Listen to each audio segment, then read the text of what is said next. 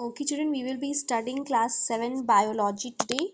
So, all of you, please take out your bio books, and we will be dealing in this video. We will be dealing with the chapter number 1 of the textbook, that is organization in living things. So, all of you know that our body is made up of a cell. Okay, cell is the smallest structural and functional unit of our body, and when different cells they are joining together they form a tissues. Okay, so in a tissue the cells are similar, and when different tissues they join together they form a organ, and when the different organs they are joining together they form a organ system, and when different systems are joining together they form an organism. So all of you know the digestive system, nervous system, respiratory system, these are different systems present in our body. When they are functioning together, they form a organism. Okay, so in our body there are millions of cells present. Okay, these cells they function together, and they form a tissues. When different tissues they function together, they form an organ. When different organ they are working together, they form an organ system, and when different organ system they are working together, they form a organism. Okay, blood, phloem, muscles, these are what? These all are the examples of the tissues. Okay, so the term tissue has been coined by a scientist whose name was Bichat in year 1792, and the study of this tissues is termed as the histology. Okay, that means histo means tissue, logy means study. So this word means study of the tissues. Okay, so as you can see in plants and animals, the same similar level of organization is found. Okay, cell, tissues, organ system, and organism, the level of organization is similar whether it's a plant, animals, or we human beings. Okay, now in this very class we will be dealing with the tissues. So tissues, they are the group of the similar cells that are similar in structure, they work together and they form a tissues. Okay, so what is happening, all of you know, in the nervous system the basic structural cell is nerve cell.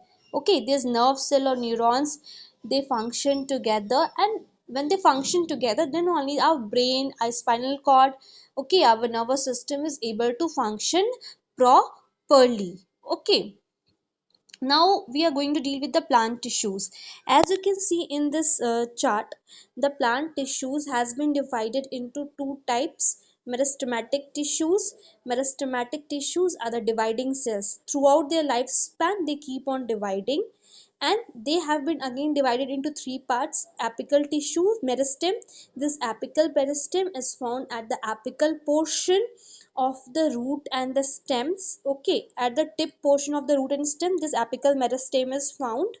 Okay, now this lateral meristem, it is present in the stem area just beneath the bark. Okay, just beneath the bark the lateral meristem is present. They keep on dividing, and because of that the stem increase in its width.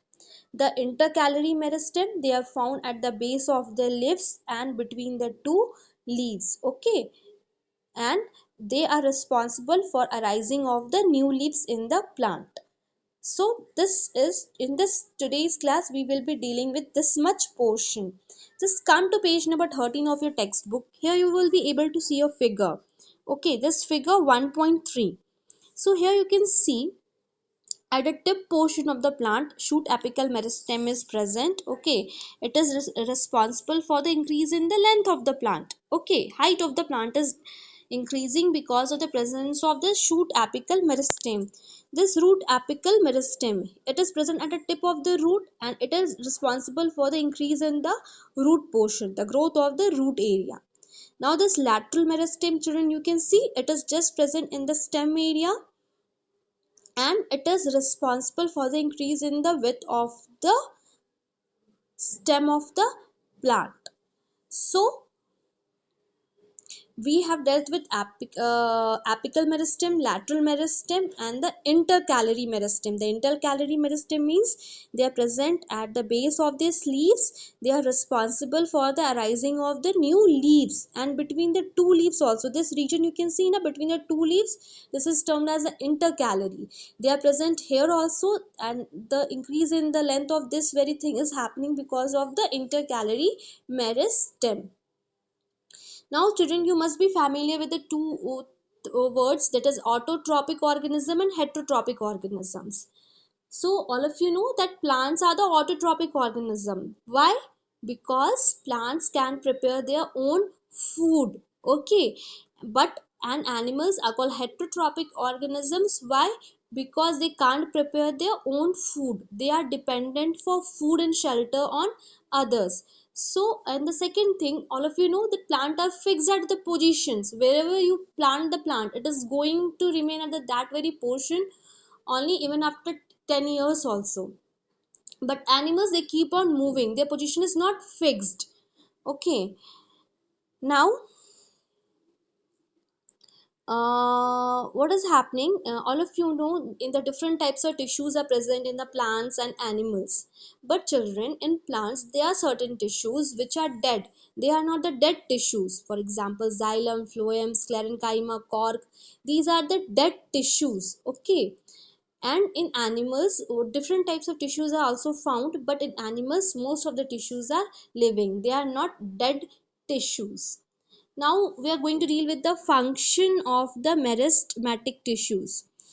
Children, meristematic tissues is termed as the parent tissue. Why? Because other tissues arise from this parent tissues.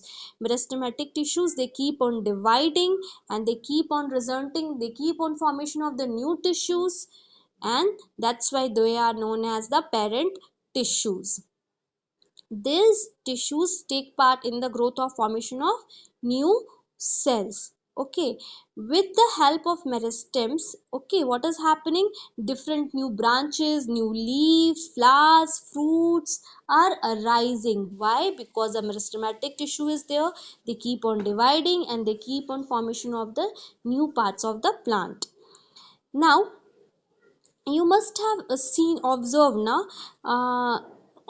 in plants also, if certain parts of the plant got damaged, but you will see that after a period of time that part will be recovered or the new part is generated over that very area. So what is happening? Because of the meristematic tissue, the same is happening. Because of the presence of meristematic tissues, they keep on dividing, they help in healing the plant. Okay. And that's why the injured part of the plant got healed up, because of the presence of the meristematic tissues. So we will be dealing this much in this video. And for homework you have to draw figure 1.3 and figure 1.1. In figure 1.1 we have the levels of organization. In figure 1.3 you have to draw this first picture only, locating the position of the shoot apical meristem, root apical meristem, and lateral meristem. And children, in page number 12 you have seen this schematic representation of the differentiation of the plant tissues. You have to draw this one also in your copies. This will be your homework for today. And whatever important lines that I have underlined in the book, that also you are supposed to write in your copy. That will be your homework for today. Thank you, children.